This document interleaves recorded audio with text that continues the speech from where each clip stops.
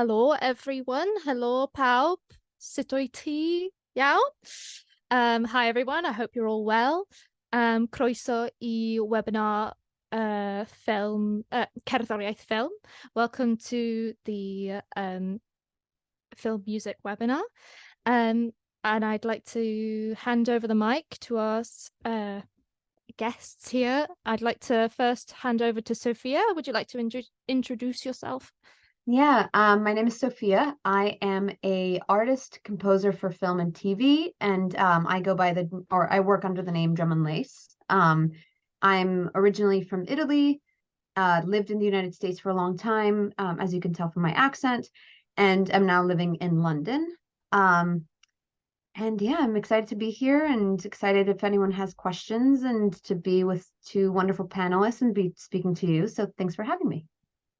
I don't know if you want me to give you more info or just keep it nice and brief. That's perfect. Great. Absolutely stunning. Great. I'll pass over the mic to Daisy. Nice and brief. We like nice and brief. So I am a film and TV composer and a saxophonist, and I've born and bred in London, been here my whole life, and I work in a co-composing partnership with my partner Tom, and we most often write under the name 222. Owain? Hi, hello, so my Owain Llwyd. I'm Owain Llwyd, composer for film media, but also concert music composer as well. I think that's where I first started, was in the concert hall, as more of a classical composer, if you like. Yeah, I was born in the field in the middle of nowhere, North Wales, a little village called Glyndwrdwy. And so, by now, yeah, I do a lot with orchestras, a lot of orchestration and a lot of arranging. I also enjoy doing a lot of working with bands and sort of pop acts and fusing sort of orchestras and things that shouldn't go together, putting them together. I suppose is what I enjoy doing. Great, perfect. Hello, everyone. Right, so I'm just going to introduce this talk and talk about briefly what we're going to be discussing. So this webinar is about basically to see where three experienced and successful composers like their journeys through music and how they got to where they are now. So I'm going to start with the first question. So I'll start with Sophia again. So how did you get into music? What was the first thing? Did you start by playing? Did you start by creating? How did you get into it? I think this is probably a very relatable thing. I've essentially been, in my case, singing, because I'm primarily a vocalist ever since I can remember. You know, it was one of those, anytime I'd be out in a field, I'd be like singing the sound of music and thinking that the wind was picking up because of me, you know, like just.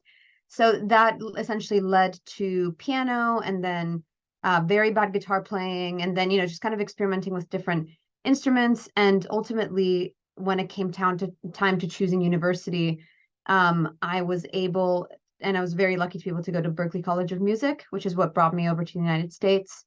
And honestly, when I was there, I still wanted to be a vocalist, but just realized that I didn't have what it took to essentially be a performance major in the way that school needed me to be. And I'd always also loved film. Growing up in Italy, the film culture, same as in the UK and many European countries, was just so strong that they had a program called film scoring, and I sort of fell into it. Took some detours, but essentially I think going back to that little girl singing in the field, like there was always like a visual element to all the music that I ever did. So everything has sort of made sense one bit at a time. But I definitely did not think at then, or even in high school, that I was going to end up doing what I do. But the love of music has just been there from the beginning.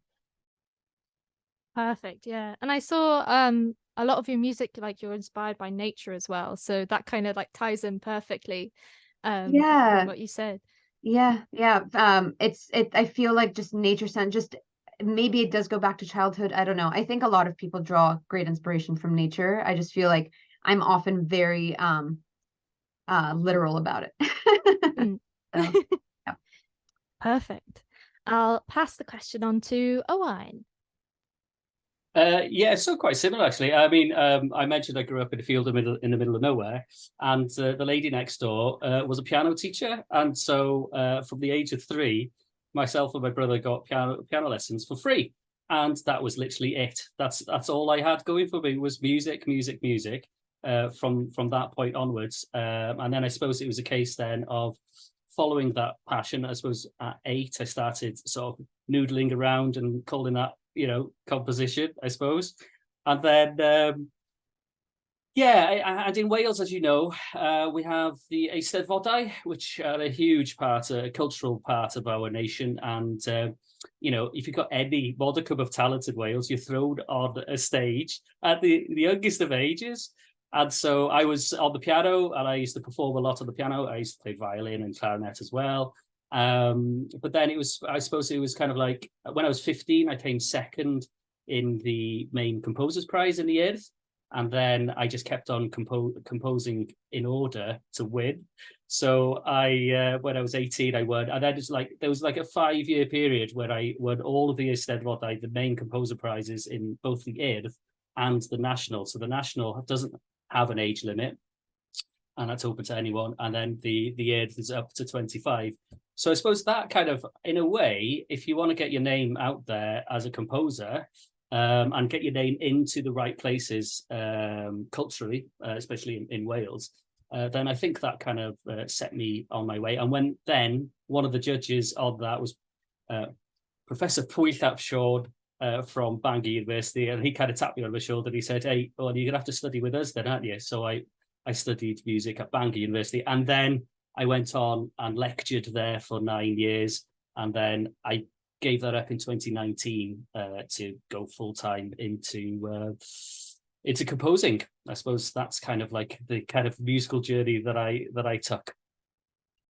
It's such a scary thing to do, that to come from, lecturing, doing entirely music as well. That it's a scary feat. It's exciting, but can be quite daunting. I totally agree. And finally, Daisy.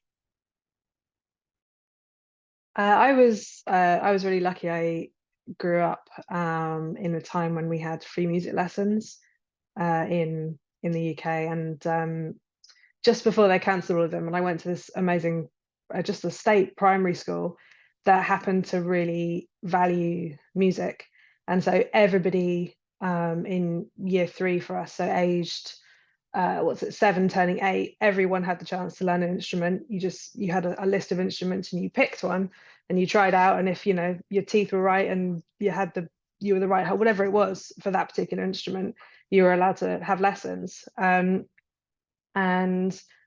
the music teacher there never taught us children's songs.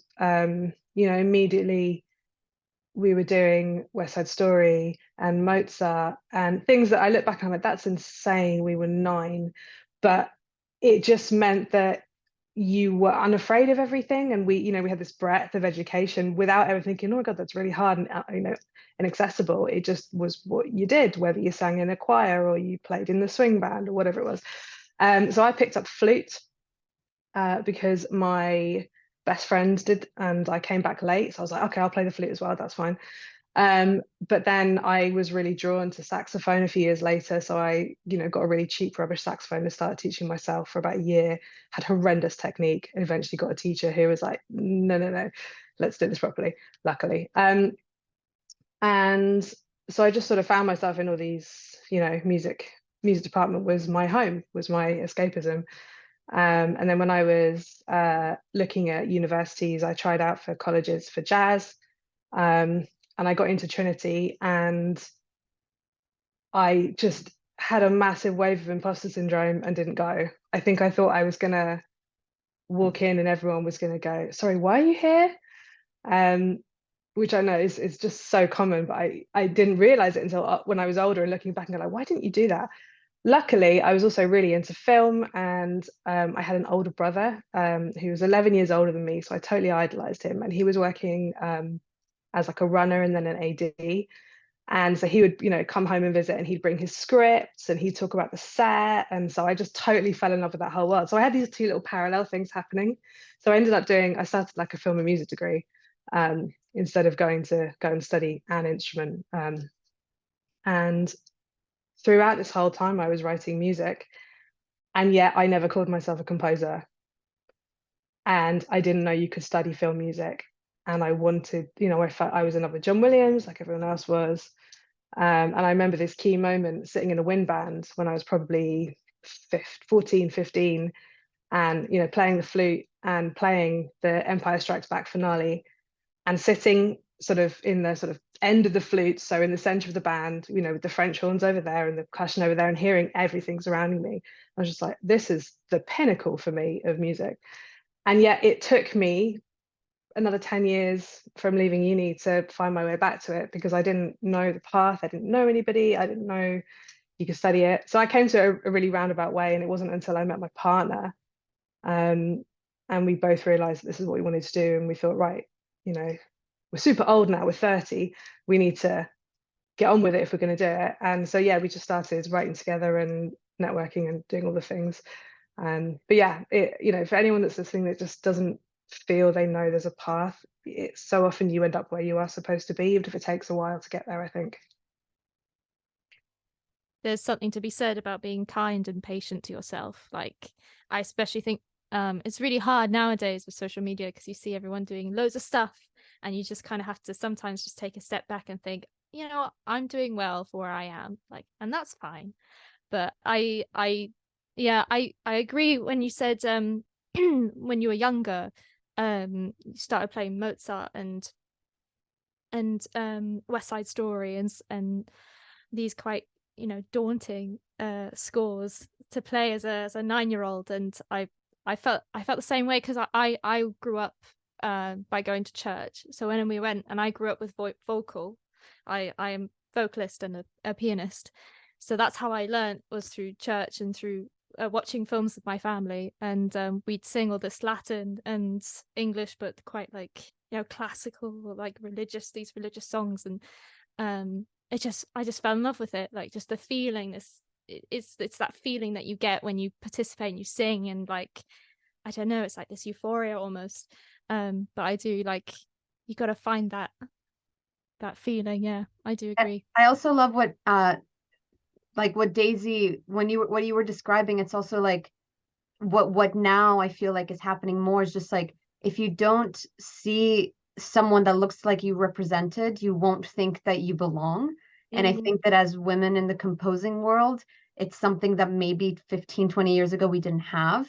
Whereas now, you know, like we're all here, you know what I mean? And it's just like, but it's crazy how that imposter syndrome already exists within all of us as artists. But then it's like, if you don't see someone doing it, you don't even think about it as a job. It's so crazy. I mean, I hadn't thought, when I fell into it at Berkeley, I was like, oh, right, someone is hired to score. But it was just, you know, John Williams and you know, Bernard Herrmann. You just knew, you know, Ennio Morricone for us in Italy. It's just, you just knew the people that were like the people. Anyway, sorry, I just jumped in, but I think what David said was really interesting. That's a really good point. And to follow on from that really quickly, because it's a very small world, isn't it? And I remember I went like ages ago, I went to LA for 3 weeks, and I interviewed a load of film composers. And I was born in Wrexham in North Wales. And I've got this little sort of Welsh accent sort of thing. And I remember I knocked on loads of doors, and one of them was Tyler Bates.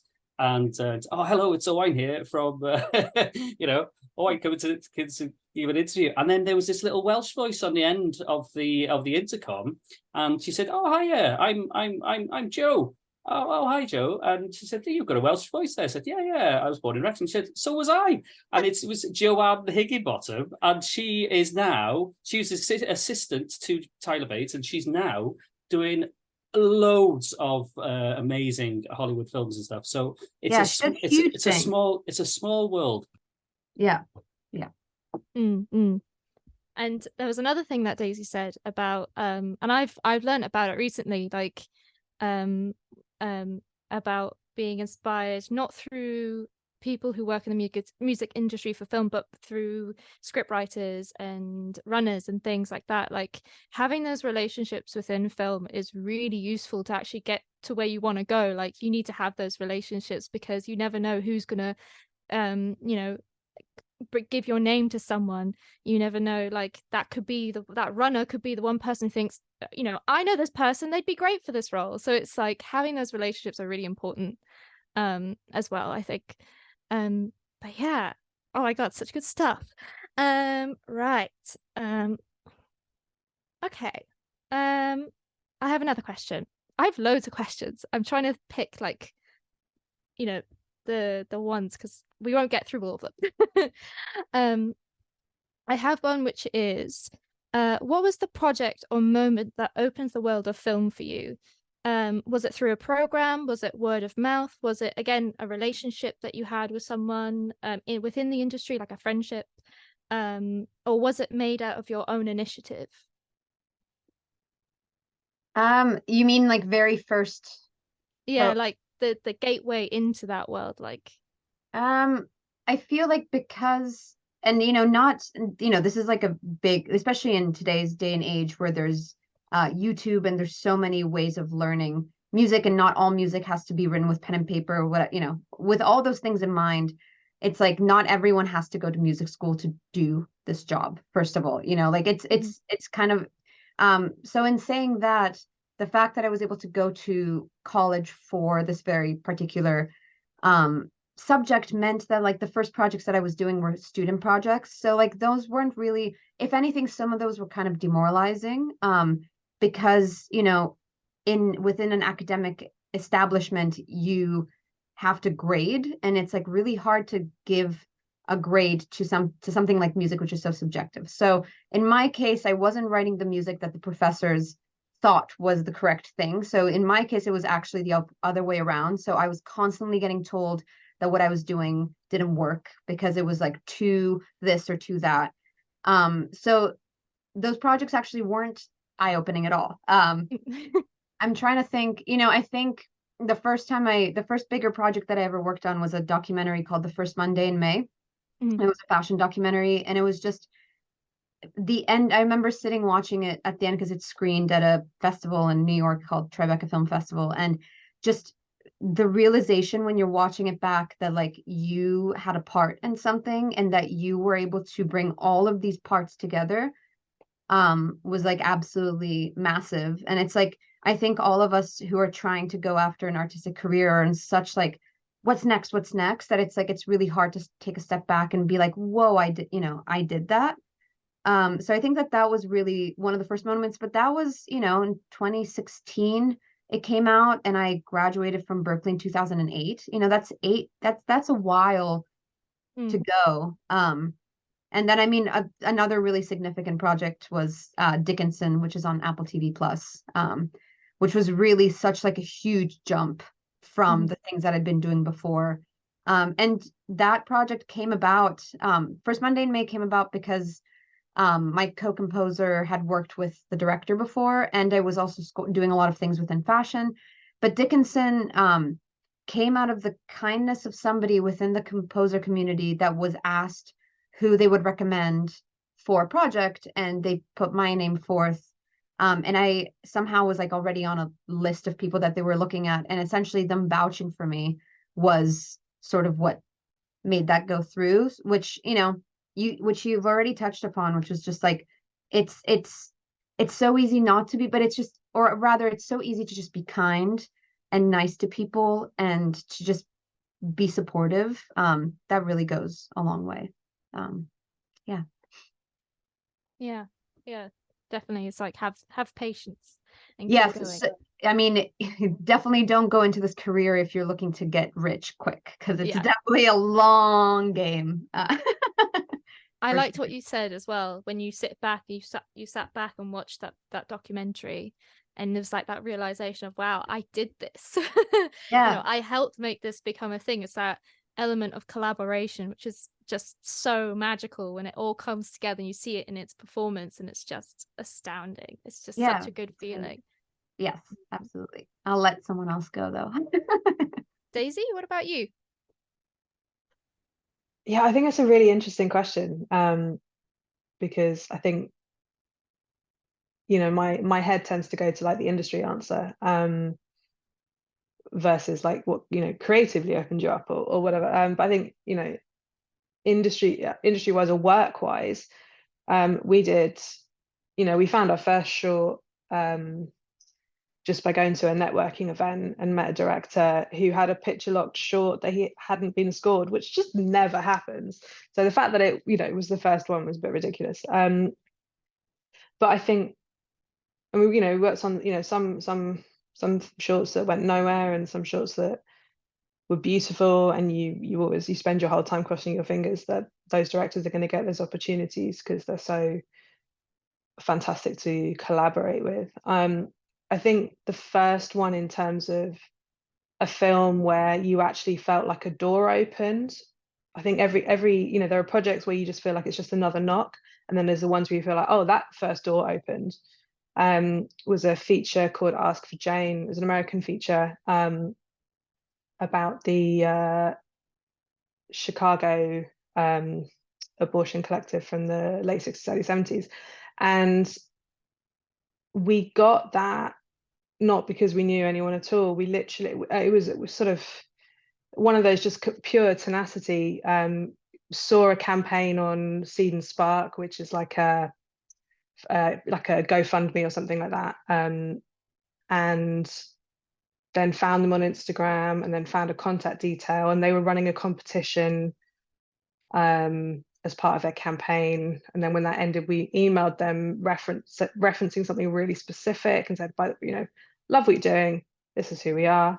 They weren't looking, but then 4 months later we saw an ad go out for a composer, and immediately emailed back the producer that we'd been speaking to and said, hey, we spoke like 4 months ago, just seen this is going out, would love to chat to you. And then demoed and pitched and all this stuff, and then it was a whole thing. But it was just purely just trying to find some sort of circuitous route in, with a subject line that someone might pay attention to and actually read it. And we got, you know, so much of that is luck, and you do that so many times and it doesn't pay off, and then when it does, it feels really good. And the reason why that felt like a door, because it was noticeably for me the first time that people went, oh, you're film composers. There was something in the project. There was something in, you know, how well it did. It went to lots of festivals. It did really well in the US. It was a really important subject. The cast was incredible. And I felt that validation, which I think is really important, because I think it's a very long, like Sophia said, it's a very long career, and it takes time. And like you were saying, you have to be kind and patient with yourself. And then this year, very similar to getting Dickinson, you know, Tom and I scored our first TV show, and it was because someone very lovely was asked, another composer was asked, who for a recommendation, because they were trying to turn it around quickly, and they recommended us, and then we pitched for it and got it, and, you know, just got nominated for Music and Sound Awards. But that is absolutely because someone is very, very lovely and kind. And what it makes me feel is that I can't, like Tom and I can't wait to do that for other people, because I think it is so important. Like Owain was saying, it's such a small community that it really matters not just who you are, but how you are consistently. Yeah, exactly. It's, you don't know who you're talking to. You don't know what kind of connections they have, so it's always go in with kindness and openness, and usually that gets, you know, that will pay off in the long run. Yeah, well, amazing. Owain, what about you? Yeah, I think there's a few touchstones, you know, where film or film music kind of came into my sort of sphere, if you like, coming from a more classical background. But I think the first one came from a failure, which is so in uni, there was someone who was a student.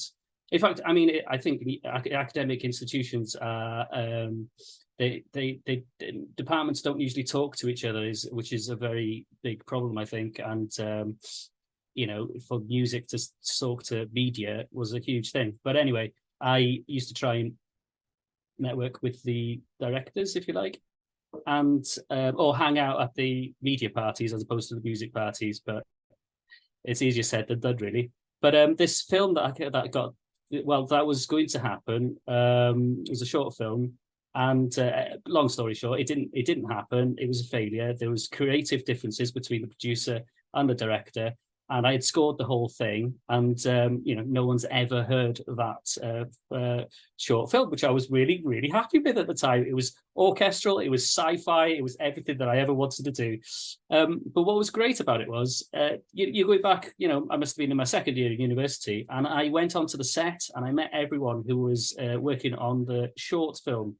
And I can do a spider chat now in terms of all the people who were on it, and then all the people who then recommended me on to other projects, and it goes on and on and on. So if you think about, I'm really old now, so if you think about when this was, I don't know, 2008 or something, literally my last project that I've just done now, which is a feature-length true crime documentary, and it's just dropped on Prime, was the director was the cameraman on that short film right at the very beginning. So it just takes such a long time, and you're kind of friends. And I'm in between times, I think I've rented a house from him as well. Again, this is how small this world is. But these things are, these things take time. But then the other touchstone for film music, I suppose, for me as well, was orchestration, or falling upon orchestration as a thing. It's a thing that gets a credit. I was like, oh, this is crazy. So what happens? Oh, composers can ask you to orchestrate their music for them. Why do they want to do that if they're amazing orchestrators? Oh, well, there isn't enough time because they've usually got 3 weeks to score a film, and they need friends and they need help. And that was a big sort of realization for me in university, because I didn't know what that was. I didn't know what orchestration was, really, because I just put it as part of the composing process. And then there was I don't know, when I graduated, I ended up in Abbey Road Studios in Studio One with the LSO as an assistant orchestrator to an amazing orchestrator. And I also, at that point, realized that as we've already established, there isn't one route into this industry. But one of the routes in that I kind of knew about was being an assistant to another composer. And so as soon as I graduated, I answered, I think it was in a Gumtree advert or something like that back in the day, to be an assistant composer. And of course, you don't know who the composer is, so you just go for it. And I went for it, and there were hundreds of other graduates going for this thing. And it was in Brick Lane in London, and it ended up being Dominic Sherrar. And Dominic Sherrar is a top film and TV composer, doing all the dramas on BBC, ITV, everything these days. At the time, he was doing Miss Marple and Primeval, and for some reason he chose me. And so that kind of job and that's why I was cycling around London, because I lived in Kentish Town, and then I was working in Brick Lane, and I always got lost in Great Eastern Street. But never mind.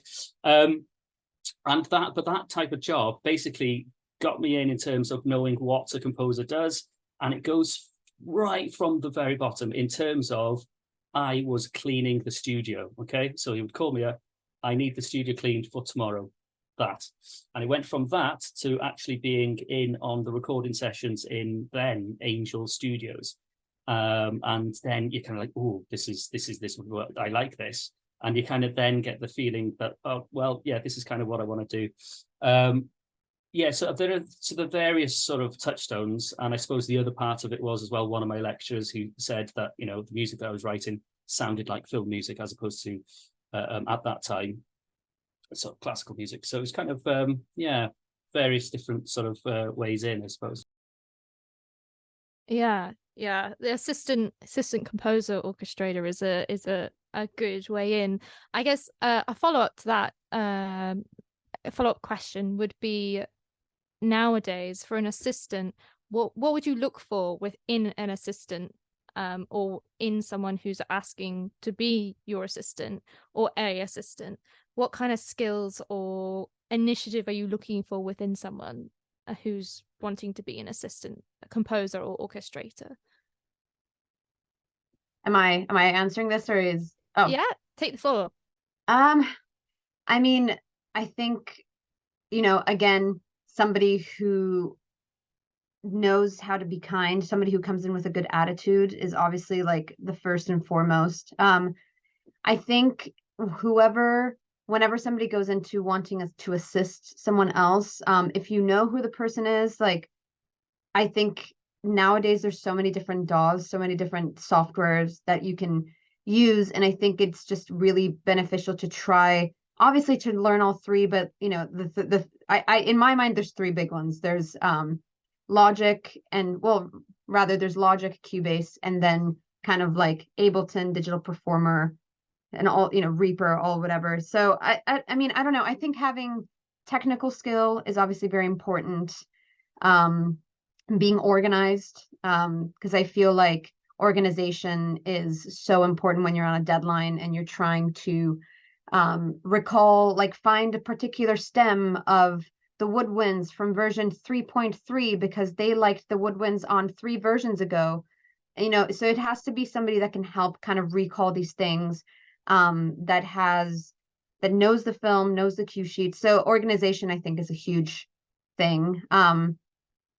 And honestly, just somebody who believes in themselves and has confidence, but also is humble enough to do, like, help clean up, or like do an instrument run if you have to go across London to pick up something that needs to be fixed. So it's like there has to be a mix of like wanting to help out, but also just like there's no space for big egos, especially again when you're on a tight deadline.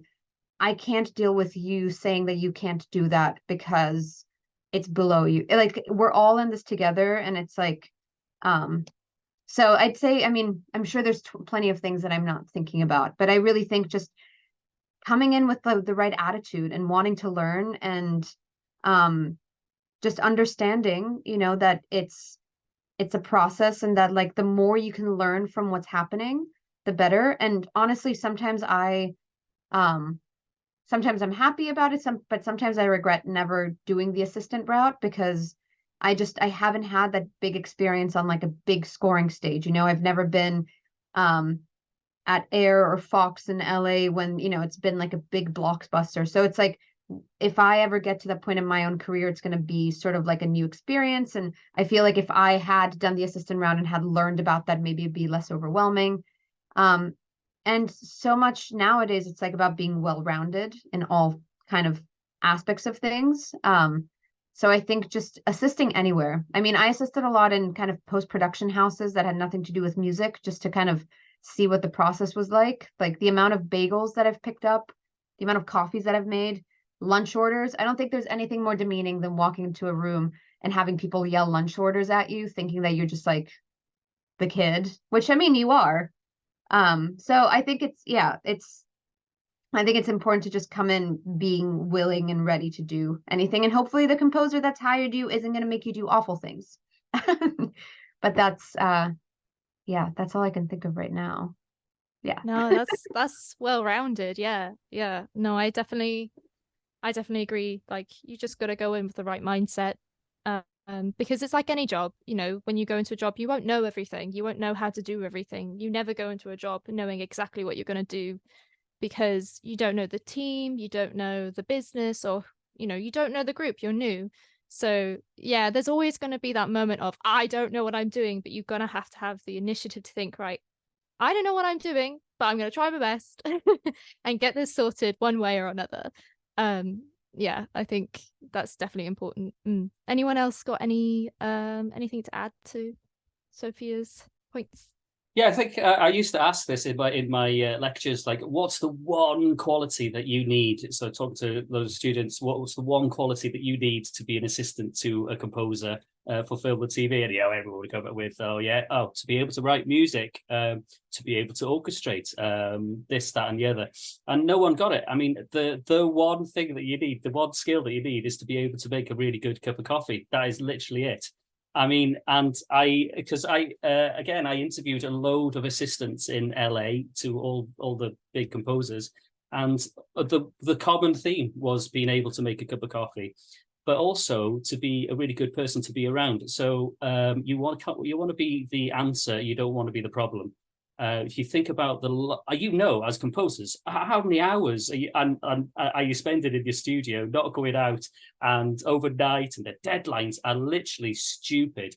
So you kind of, if you're around people, you need people to be really sort of full of energy, but to be really, on it. And, Sophia said, in terms of being organized, that's literally really high on the list, because I've had lots of assistants on project by project basis when I was lecturing. So if I ever had a session in Abbey Road or in Ayr, I used to get my students in, or the keen students in, and there was it ranged. So some of my postgraduate students, I seem to recall one session.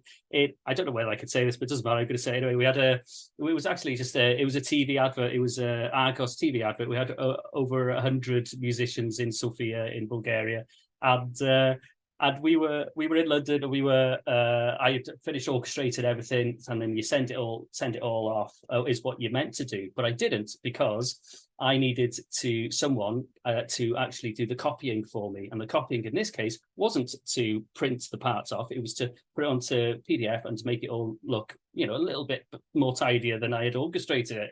I won't mention who it was, but I got an amazing student of mine in, and he said, yeah, I'll work over the night. So we were flying overnight, and then so it was during the day and all that. So the time zones worked out really well that he could work on it whilst we were flying over to Bulgaria.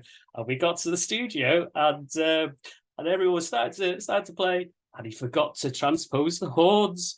And it was, and so it was a big learning. It was such a huge learning curve for him. And literally, and we weren't, no one was angry. It was kind of like, okay, so this happened. And literally within 3 seconds, he sent over the transposed parts, and it was fixed. And so it's being able to adapt to a situation on a, spending money at a studio, it's so expensive. But if you've got the gumption to be able to sort it out and to save the day, then that's, I suppose we've all got loads of different horror stories, but I think it's quite. But he's doing that lad now is doing some incredible work at the moment, and we all learn from these experiences. All hail the copyists. That's all I'm going to say. The copyists that are at the sessions. Yes. Big props to them. Yeah, the backbone of the rehearsal session.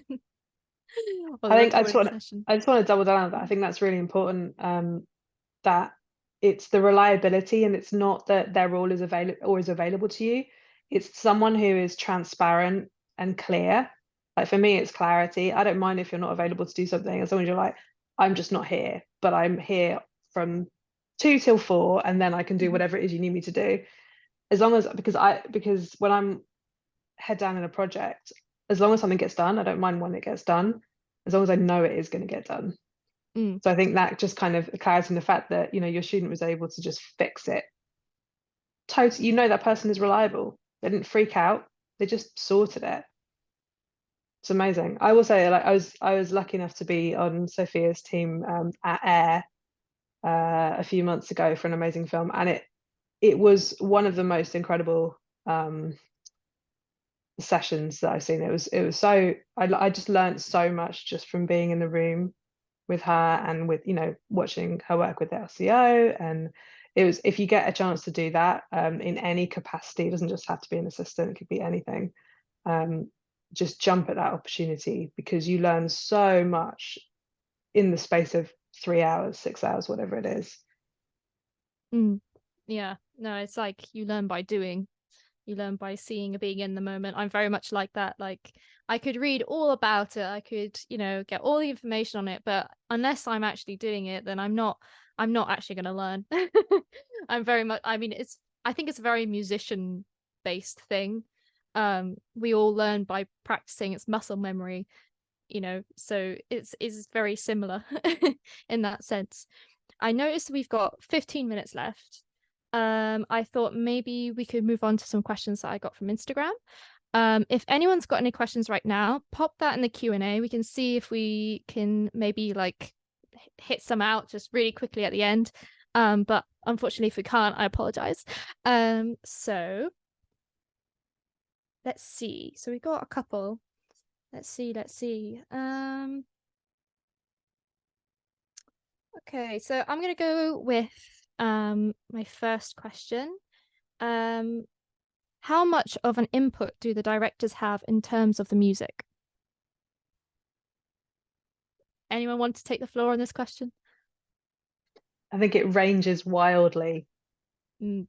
There's no one answer to that. They either have no opinions at all, or they know exactly what they want, and you just hope that it's not to the point that you're in trouble, I think. But the more that you can steer away from musical conversations and into narrative conversations, the better.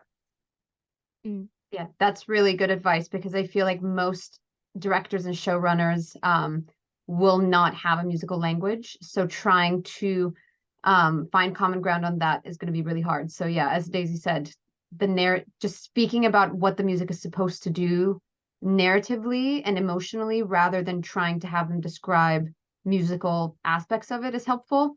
But from experience, I was on a Netflix movie where the director all but disappeared, and literally heard from them once the movie was done, but the studio completely took over.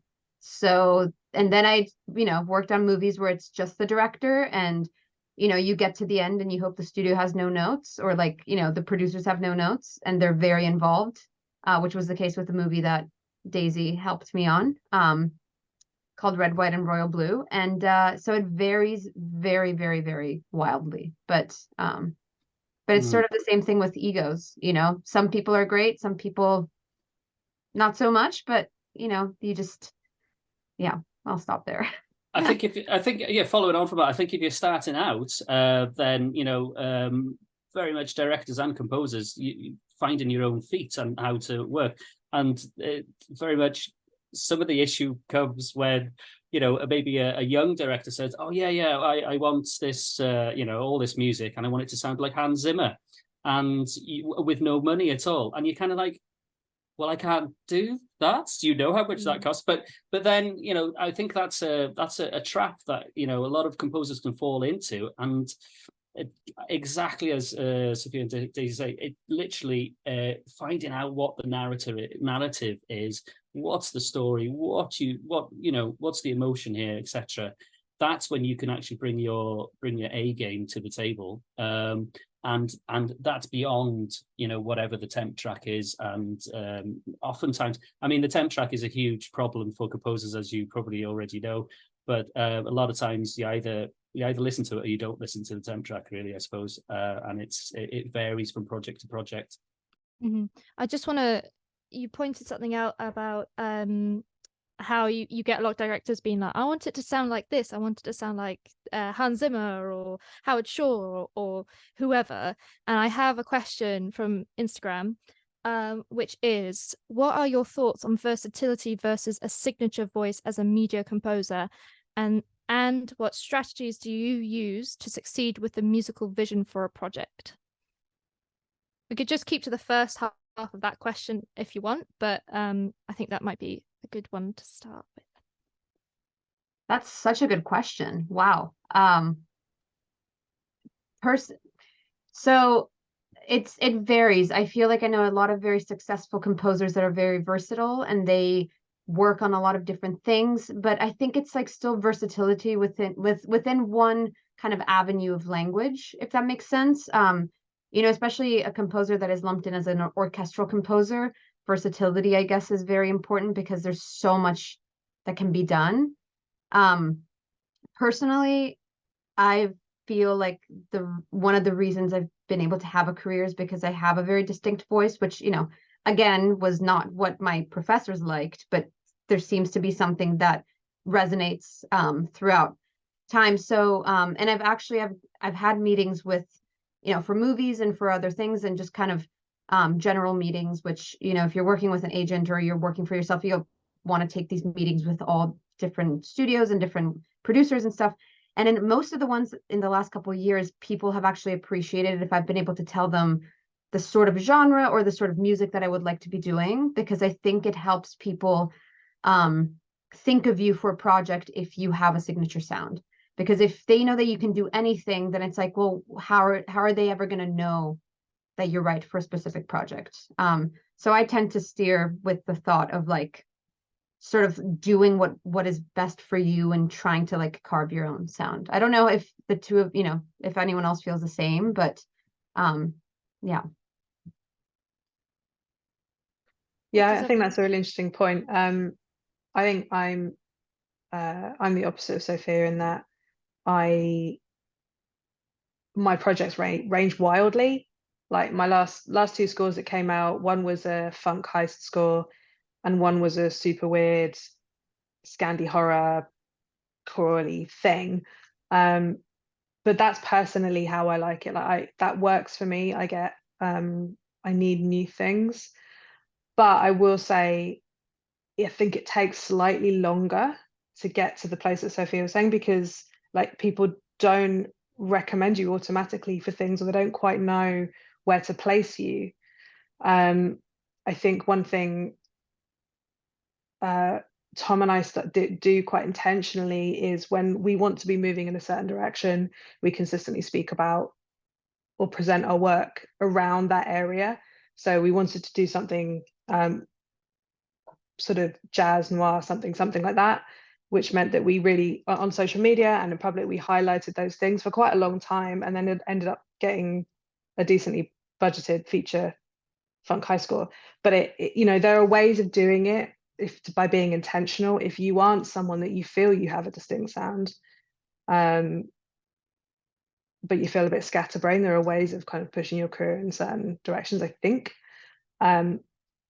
But the most common advice you hear is to pick a sound, or to know who you are. I'm just not quite sure if that's applicable for everybody. And I think there are, like Sophie said, there are very, very successful composers like Daniel Pemberton or Nanita Desai who do wildly ranging projects. I think you just have to be very confident in your own voice, even if that voice rapidly, changes from project to project, and be intentional about the choices that you make with the projects that you take. Yeah, that's it. I totally agree. I think it's developing your voice as a composer is a lifelong thing. Especially, okay, so in the concert world, developing your voice as a composer is one thing, but developing your voice in film and media is a completely different beast, because you're not always going to be allowed to actually be yourself or be your own voice. So being versatile is a big advantage there to begin with, or well, not just to begin with, it depends on the project that you've got in front of you. So if you are versatile, then I suppose you can fit in far more sort of genres, I suppose. But I suppose I don't know. Yeah, it is something that I find myself asking myself quite often is, well, what's my voice? What am I adding here that someone else wouldn't add in? What's this special thing that I've got here that no one else has got, or that is different in some way? And I am in constant review of that question throughout, and have been for years, and it completely changes. I think, yeah, it would be, yeah, it would be great if I was able to say, oh, I've got this thing that I do, this is it. And you don't necessarily get that in film and TV because of the director's vision or whatever. You don't get to choose the story. And I think that's why I've enjoyed recently doing much more concert music, because I get to choose what I do, how I do it, and then I get a full orchestra and I'm allowed to do what I want, and there we are. So, and then that's how I'm able to develop my voice as a composer. So I think that's my answer there is, I develop my voice as a composer when I get commissions in as a concert composer. For film and TV, I kind of do what people want me to do, but I do try and put a little slant of my own in there. Yeah, that kind of leads me on to my last Instagram question, which is, what do you do apart from composing to sustain your practice vocationally and creatively? that segues really well with what Owain was saying. For me, it's same thing, releasing the music that I want to be making as kind of an expression.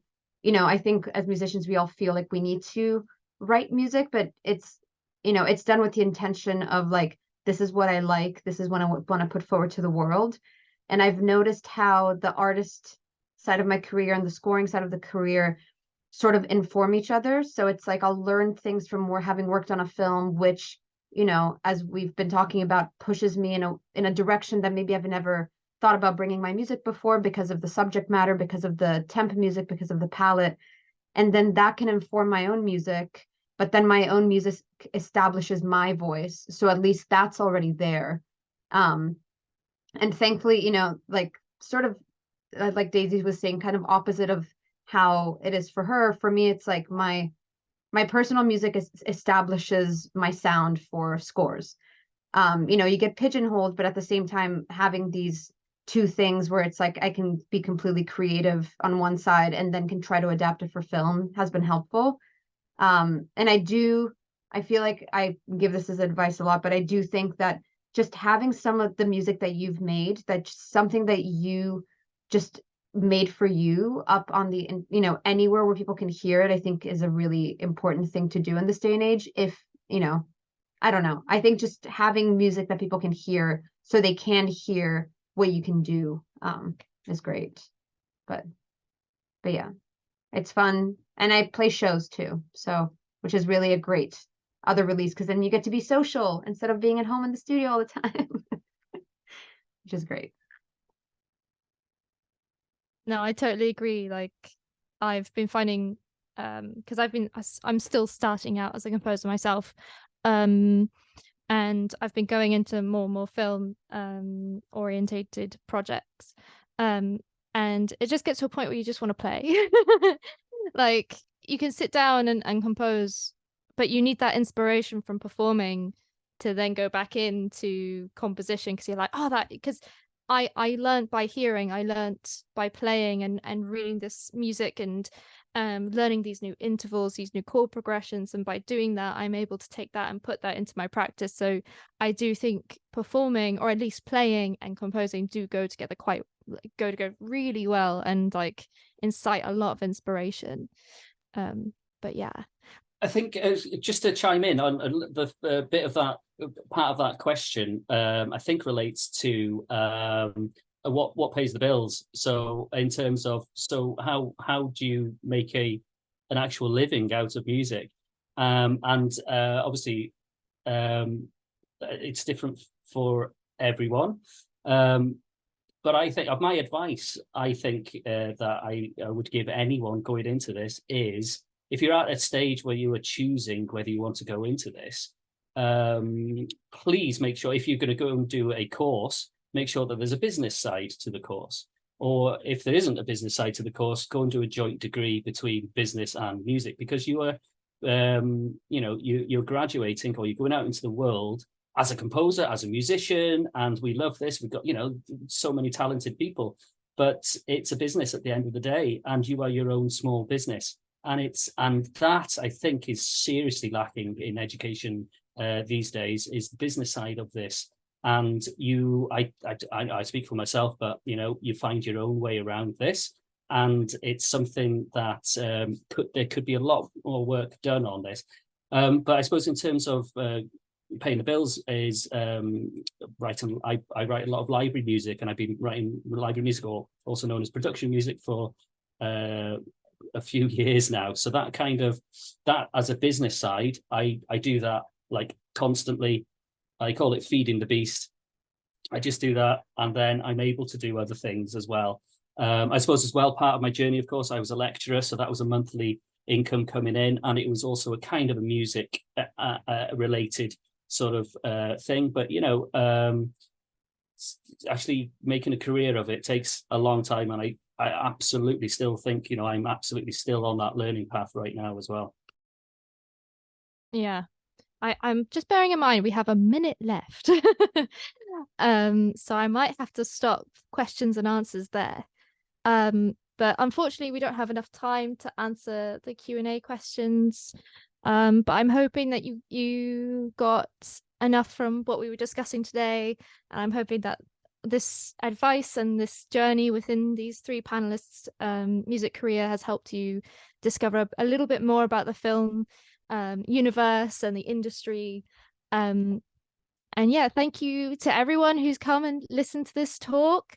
Hopefully we'll have, I don't know, hopefully it will incite more creativity and composition. And yeah, thank you to the panelists for giving us your time and knowledge and insight into the industry. We really all appreciate it. Diolch yn fawr iawn I chi gyd. Thank you very much. And yeah, so I think that's the end of our talk. Thank you everyone for participating. Thanks for having us. Yeah, thank you for organising it. No, it's no problem. Hopefully we can organise something in the future as well. Amazing. But yeah, thank you. If people want to reach out on social media, they can, I'm really happy to answer questions as well. You can find us through the Anthem post, I think we're all tagged. Yes, yeah, yes. Same goes here as well. Yeah, likewise. Oh, brilliant. Oh, thank you everyone. Thank you so much for Thanks so much. All right.